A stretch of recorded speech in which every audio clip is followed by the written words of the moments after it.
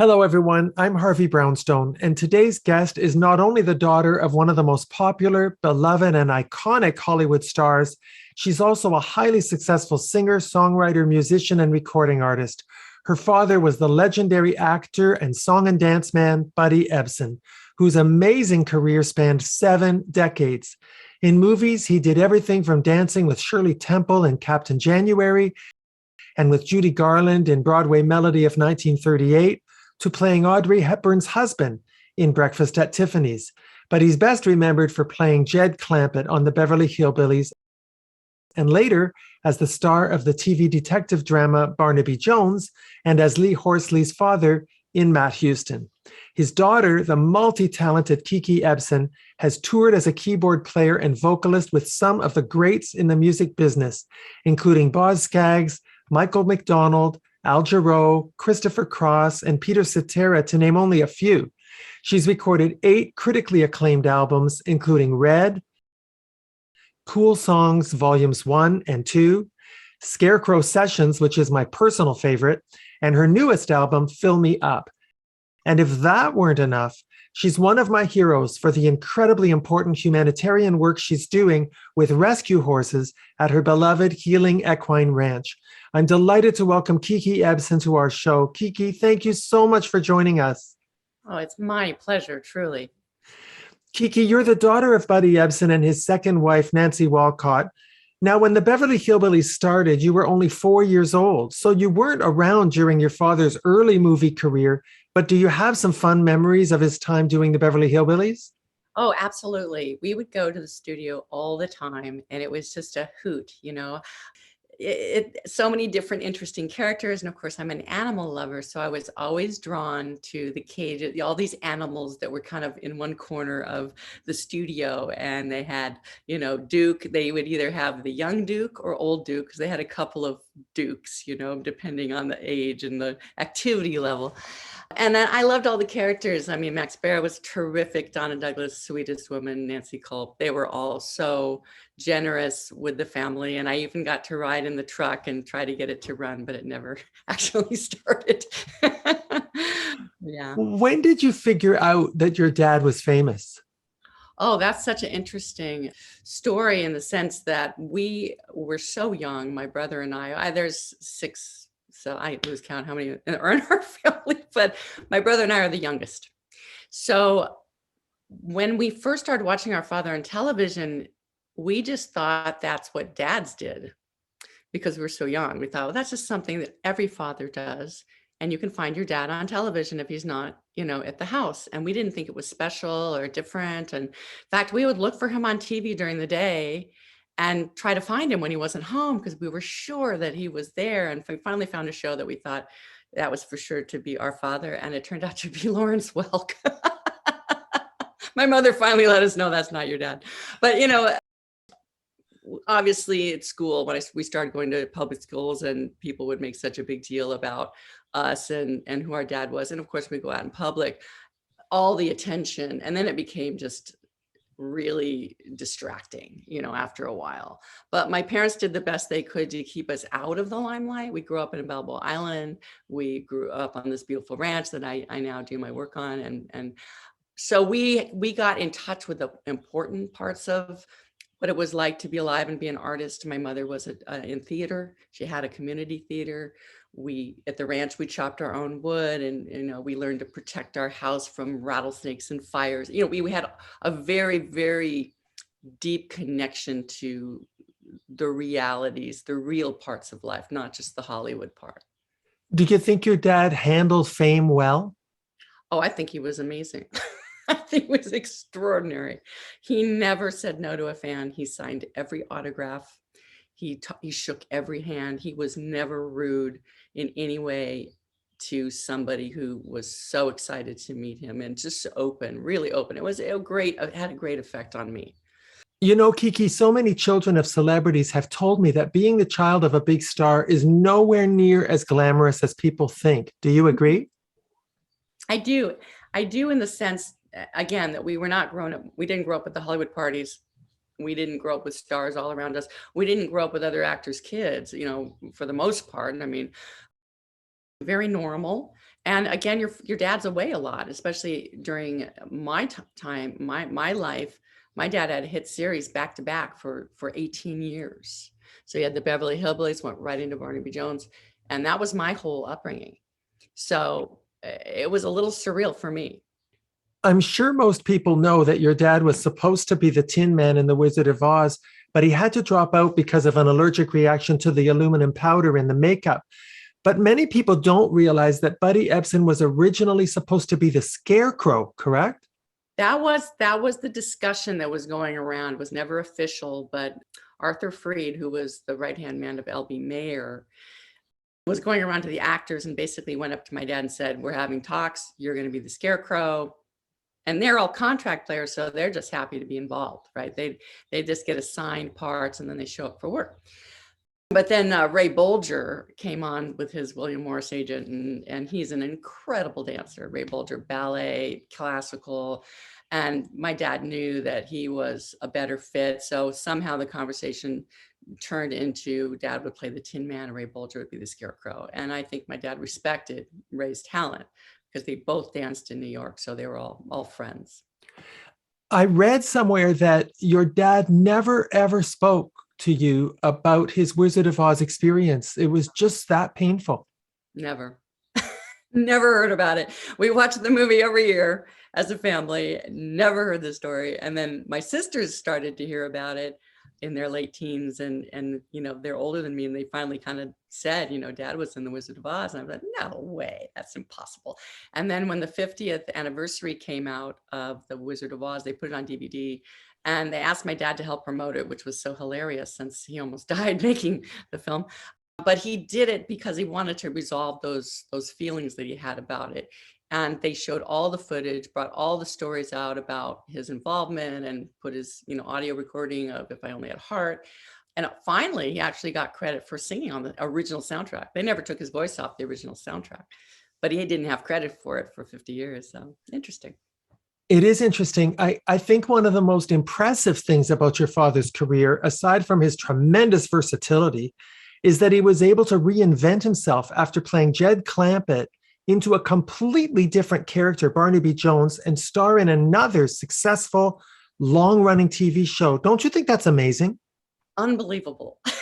I mean, it really is. And at the time, you know, I would have been about 12 years old, 11 or 12. We heard that the Hillbillies went off the air. We were all like, oh no, what are we gonna do? You know, because you don't just get a series and like that. It was incredible, you know, I mean, iconic. None of the other stars had any success like that afterwards. He not only got the series, he got it as just by guest starring on Cannon. You remember Cannon with William Conrad? And they just love, he's just so lovable on screen. I think my dad's just the most lovable guy, and whatever he's doing, you just melt. And I did. I mean, as a child, I couldn't even watch Breakfast at Tiffany's. Are you kidding me? I mean, when he left on that bus and he's crying, I'm crying, and then there's the cat thing, I'm lost. So I think that's a lot of his success is his absolute charm, charisma. He's a handsome man, and he's just a terrific. And he's not a schooled actor at all. He just is a song and dance man. He does what he's got to do, you know. He had enormous likability. Did he have a favorite role of all the parts he played? You know, if he did, he never spoke of it. I mean, even in his book, The Other Side of Oz, which is a great book, by the way. I mean, if you don't have it, The Other Side of Oz, my dad's autobiography, is terrific. And it tells a lot of stories about working with all these different actors and on all these different movies, especially in the early days before I was born. I think he really loved working with like Audrey Hepburn. I think he was in awe of her talent, and he felt that her natural ability, he said, it filled in the cracks of his own vulnerabilities. It was something like that. Like she was so generous with him on screen that he just, you know, the two of them had such an incredible chemistry.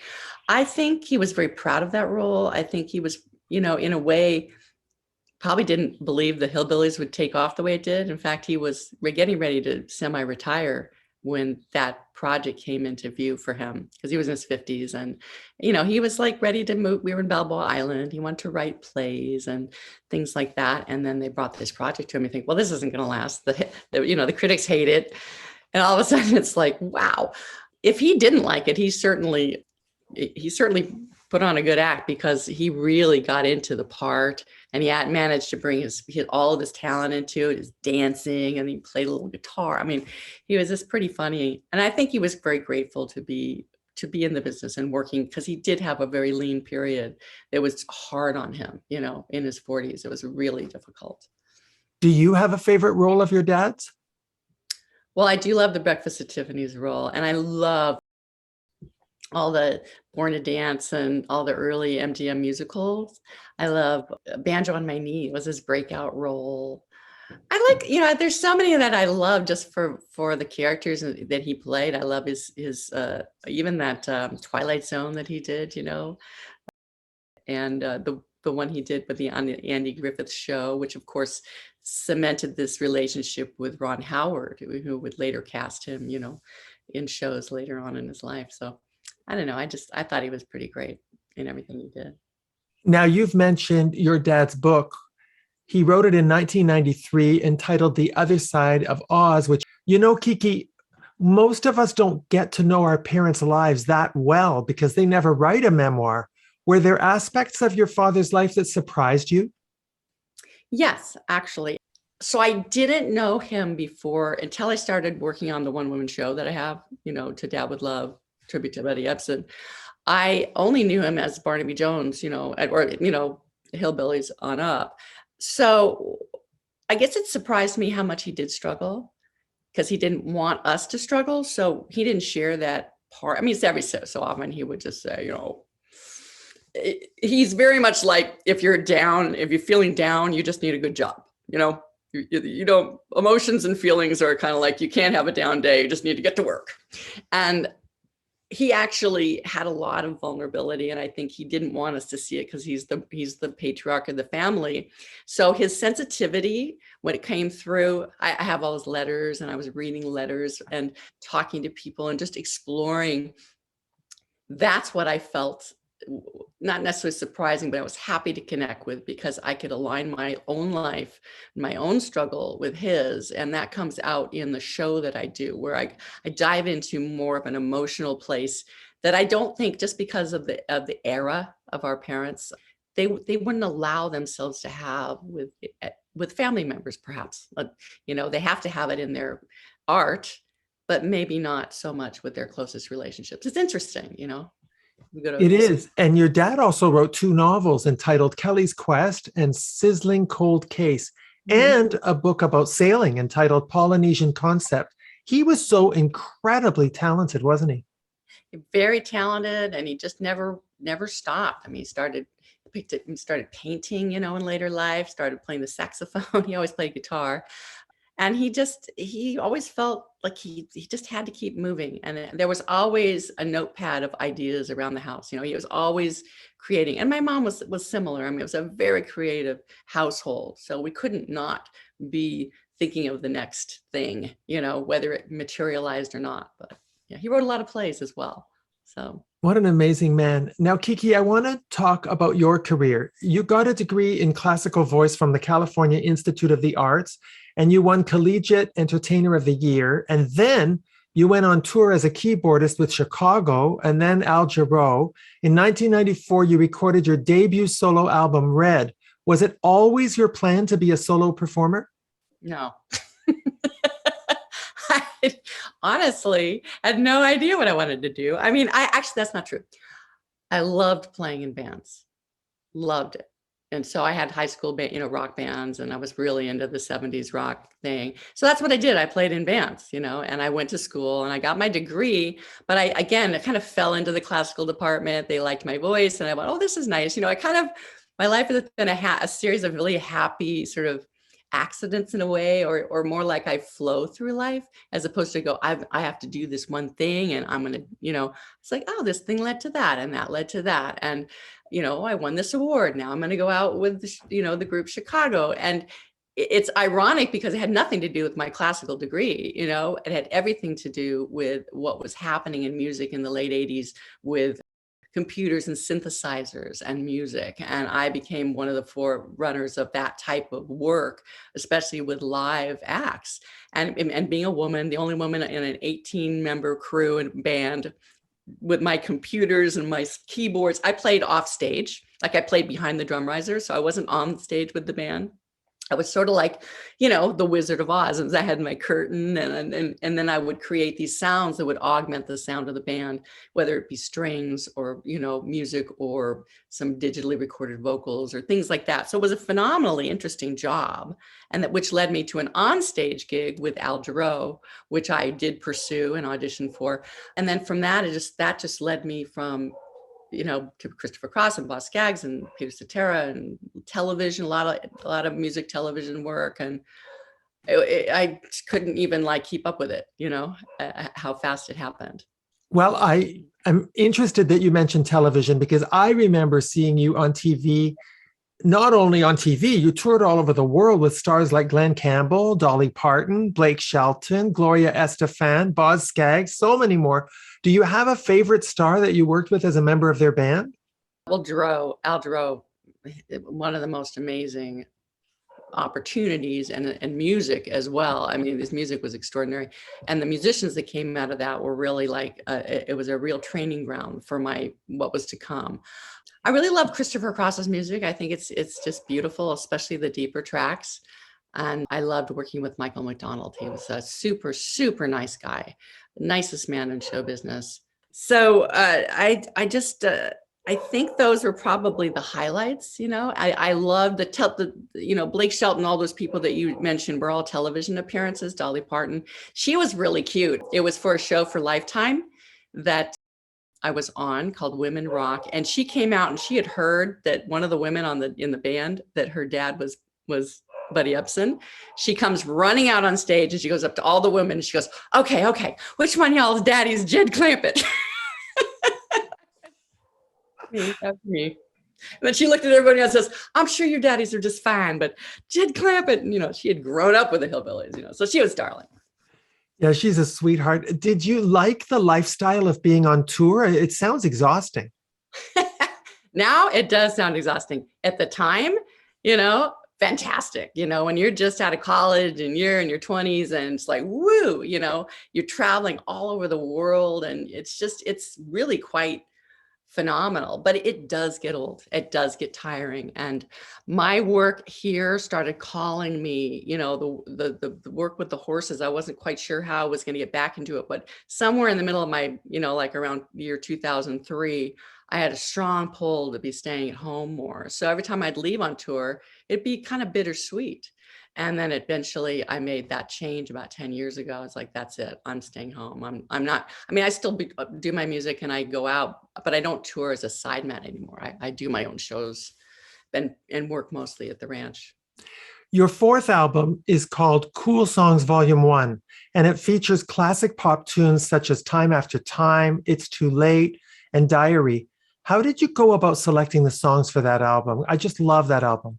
Oh, thank you. That was a project I did for a label, I think in Southeast Asia, and they had a list of songs that they were interested in me recording, and we struck sort of a compromise. I loved all the tunes on there, and I just interjected a few, like Diary. I thought was a great tune to cover. You don't hear that covered very much. I love Time After Time. I love Kate Bush's, Man with a Child in His Eyes, and I thought it was just a really, really fun project to do. And I'm a songwriter, so for me to do a cover record, it was kind of like I had to pick songs that I related to as I could relate to my own music. And that I felt we did a good job on that. Your Cool Songs Volume 2 album contains 10 of your favorite Joni Mitchell songs with just you at the piano. That's a very special album, Kiki. What is it about Joni Mitchell's songwriting that resonates with you so much? Wow. Well, she's, a phenomenal deep thinker and her lyrics are extraordinary. But what really catches me is the melodies and the harmonic structure and the story. I resonate with her storyline, a strong, artistic, independent woman navigating her life and her relationships and being honest and deep, deep, dark emotion. And the way she's stayed true to herself and yet had to battle like the changing decades of music and how they treated women and her own vulnerabilities as being a woman and trying to have a long-term relationship and then just realizing that she's just who she is. This is who she is. And we all struggle with that. I mean, as an artist, you require a great deal of time alone and at least stillness. And I do. And it's when you have someone around you and just people, it's hard. And I just resonate with her being so honest about herself. And I just love playing her music. Has Joni Mitchell given you any feedback about the album? No, she hasn't. And I don't do it for her feed. I mean, I play her music because I love her music. And sometimes, you know, meeting the person or getting to know the actual person can be different from the motivation to do the music. I'm in love with her catalog and what she represents. And I think that people resonate with that. And I'm so happy when I do a concert because I have a band, the Joni Mitchell Project, which goes out and plays concerts, and I do them on my own as well. People come to me and go, you know, I wasn't even a Joni Mitchell fan until I heard this song, you know, or I am a huge Joni Mitchell fan and I'm so happy to hear her music being played live. It's just brilliant work. And there aren't a lot of people doing it because it's hard to do. And it makes me a better singer, better artist, a better player. So I'm thrilled with the opportunity that I can not only do my own songs in concert, but do hers and then go off and do a jazz concert every once in a while. Well, you know, I think the Kennedy Center honors people really missed the boat when she was honored. And, you know, they never tell us in advance who's going to be performing. I was sure they would have you on to sing some of her songs because your album is the definitive tribute to Joni Mitchell, and they didn't do it. Thank you. Thank you. Well, maybe they'll hear it now. You know, I just, I have to, there's a part of you that goes, why aren't you hearing me? And then there's another part that goes, I can do this no matter what. So once you've got to balance the inward with the outward, otherwise you'll go crazy. And it is the artist's lament, you know, that some artists are never discovered till after they've passed away. I'm so grateful for the opportunities that I've had to play with all these artists. I'm grateful for these situations that have caused me to write songs that have made me have to go deep. I'm proud of my original records, Beauty Inside, Love Loud, Fill Me Up, you know, my Kiki record. All these songs are all so much about my life and what have made me who I am today, to, you know, to be able to be peaceful and to be able to have my thoughts and my emotions without them having to turn on me. And that's a real practice. It is, but I think part of the reason you're able to do that is because you've embraced your destiny. You've accepted that your life has a kind of a trajectory of its own, and you trust your intuition. Yeah, I'm trusting it more and more. It seems like it's gotten me this far. You know what I mean? I'm still hanging in there. Well, now, before we talk about my favorite album, Scarecrow Sessions, I want to ask you about the one-woman show you did called To Dad with Love, a tribute to Buddy Ebsen. I understand you came up with the idea for the show when you discovered an old trunk in your mother's house? That was amazing. My parents had both passed away. They divorced when I was in my 20s. And in my mother's house, after she passed away, were it was her sewing room. So it was like boxes of material and patterns and all sorts of stuff. We were just like going through and throwing away stuff. And I opened up this box and all of a sudden I see like the script to Born to Dance, you know, like that MGM musical. And it's like got my dad's handwriting on it. And I like, oh, there's another script, and there's Yokel Boy, which is another 1930s typewritten script. And it went on and on and on, all this memorabilia from my dad's time in New York. Now I'd heard about it.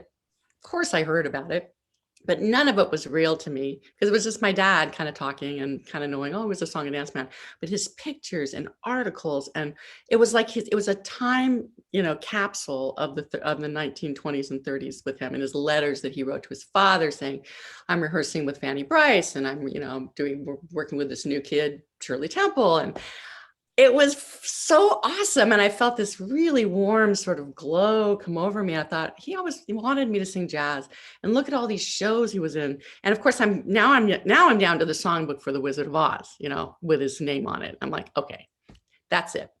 Next record I do is going to be a record from songs. I'm going to pick songs that had to do with him, songs that he loved, and I'm going to do it as a jazz record, and I'm going to do it the best way possible. So I went to New York. I got a good friend of mine involved to produce it, and we just had the best musicians and the best time putting it together. And it was all for him, really. Well, now, when I went to your YouTube channel and I found some clips from your tribute show, so I know you must have filmed it. So I have to ask, is there any chance you'll release the entire show on DVD? There's all things are possible. And it's all about permissions and licensing at this point. If we can get it all okayed by the powers that be, then it would be great to have it on DVD. Well, when I was watching the clips from your show about your dad, the thought struck me that you should write a memoir about growing up with your dad and about your career. I mean, what do you think? I think it's a great idea. You just got to sit me down for a couple hours a day so that I can do it. I think it is a great idea. And I think everything is leading to that, because every time I tell a story, people are like, wow, that's so interesting. To me, it's like, that's just my life. It doesn't seem that interesting, but it actually is quite interesting, especially when we get into the deeper parts, the real parts of life and humanity and what I've experienced in my family and how we've managed to, again, navigate the darker alleys, especially of growing up in this atmosphere and find beauty and find purpose, because we're only here for such a short time. It's really imperative that we not get sucked in by all that's going on around us, and because it all starts here. We've got to wake up and find that purpose and let it go move outwardly rather than take it all on. Get a sore back. Well, when you write that memoir, Kiki, I'm going to be banging on your door asking you to come back. All right, I will. Now, as I mentioned in my introduction, my favorite of all your albums is Scarecrow Sessions, which is a collection of songs that you recorded as a tribute to your father's life and career. I love that album because you demonstrate remarkable versatility in a diversity of songs like Over the Rainbow and Easy to Love, St. Louis Blues. That's just a sensational album. Congratulations, Kiki. Thank you very, very much. I'm very proud of it. My favorite song on the album is Missing You, which I understand your father co-wrote. Is that right? He did. Yeah. It was just a beautiful song that when he originally demoed it, I remember when he demoed it, and it was done a little bit more of his style. The singer was very operatic, and it was kind of more traditional, musical theater-ish. So I took it down a peg to like more of a ballad and more jazz. It had a jazz feel with just piano vocal, and I think it came out beautiful. And I, of course, feel a deep connection to him when I sing it. Oh, I just love that song. Your dad passed away in 2003, so he lived long enough to see you achieve quite a lot of success. I know you said there were some differences of opinion early on in your career, but he must have been so proud of you. I think, it's funny. I think he was very proud, especially after a while, after he got to see that, well, I'm actually working and people seem to know my name, and it's just like, they all want you to do something different. I mean, he wanted me to sing jazz. My mom wanted me to be an opera singer, but I managed, again, versatile, was very versatile and played with so many different artists and got to write my own tunes. And I think that he liked to tell people more how proud he was, because I'd hear it from other people more than he'd actually tell me. But of course, now, being that I feel so much of a connection with both of my parents, and they were both so artistic and so interesting, I feel their approval every day, because so many pathways open up for me and doorways that I wouldn't have expected. And I know they're there watching over me. Oh, there's no doubt. Now, your latest album, Fill Me Up, is a wonderful collection of jazzy, melodic songs, and the proceeds from the sale of that album go directly to the the.healing.equine.ranch, correct? Yes. Well, tell us about the work you're doing with horses and how you got into rescuing them. Okay. I grew up here on this ranch. I grew up riding horses since before I could walk. Let's just say my first concussion was at 2 years old. Off a horse, falling off a horse. And I've never been the same since. I competed as a rider. I showed in horse shows for many years up until I was about 15. And then music took over and I started doing my music career. I came back in my mid-30s wanting to have horses again in my life. I'd never gotten over that love, and we always had horses on the ranch. And just fell into an opportunity to rescue a young horse, out of an industry that was discarding young horses. And it wasn't even like, I just took it off a picture. We had the horse sent out. It was a cute little baby named Rose. She's now 22 years old.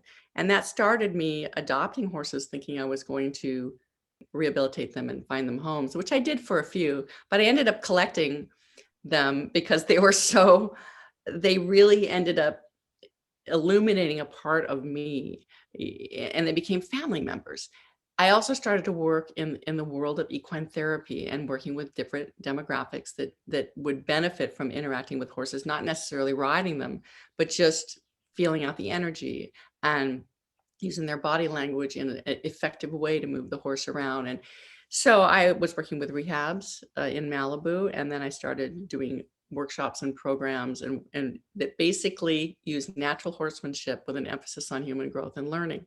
And what that is that it's a very sort of yogic approach in a lot of ways, where you're using breathing and meditation and focus and just ways of filling up the space so the horse will shape around you in a way they understand. And that takes you into herd observation and learning the language of horses. And it's become this huge thing now. I mean, there's so many people doing work with horses in so many interesting, effective ways. But what I do is I have a small herd of 10 horses, and I bring people in either one-on-one or in groups, and we work on various aspects of communicating and working with horses. But ultimately, it's about improving your own place on your feet. You get grounded, you learn how to lighten up, and then basically learn how to communicate with horses and get more in touch with yourself. That's what's really beautiful about the work you're doing. It's not just about horsemanship. It's about human introspection and interpersonal development and spiritual healing and communication and self-esteem, isn't it? It's all that. I'm a yoga teacher, and I practice every morning breathing, meditation. And it's not just checking off a box. I do what is necessary. And it is so wonderful to be able to tie these in with horsemanship in ways that I didn't even think about that. I didn't know that my breathing would affect a horse. Of course it does. Breathing affects all things in every situation. That's why people go, don't hold your breath, So important. I want our viewers to know that you can learn all about the work being done at the Healing Equine Ranch by going to their website, the.healing.equine.ranch.com. And if you're a horse lover like me, please consider making a donation to this very worthy cause. And you can follow Kiki's career and find out everything that's going on by going to her official website, which is kikiebsen.com. And don't forget to subscribe to Kiki's YouTube channel, which has some wonderful performance clips. Thank you for posting those clips, Kiki. They're terrific. Oh, my pleasure. My pleasure. Well, Kiki, I must tell you that your life and your career as a performer and as a philanthropist and a humanitarian are a real tribute and a reflection of your father's legacy and your mother's. And I just know that they're both smiling down upon you with great love and great pride. Oh, thank you so much. That means a lot to me. I appreciate it. I've really enjoyed meeting you, Kiki, and giving our viewers a chance to get to know the person behind that beautiful voice. Thank you so much for taking the time to come on our show. Anytime. Thank you. Don't forget, when you write that memoir, you're coming back here. You get it first. Oprah can wait. She can totally wait. Our guest has been the incomparable singer, songwriter, musician, and humanitarian Kiki Ebsen. My name is Harvey Brownstone. Thank you to our producer, Steve Silver. Thank you all for joining us. See you next time. Thanks for watching. Be sure to check out all the great interviews on the Harvey Brownstone Interviews YouTube channel. Don't forget to subscribe and ring the bell to be notified when new videos are posted.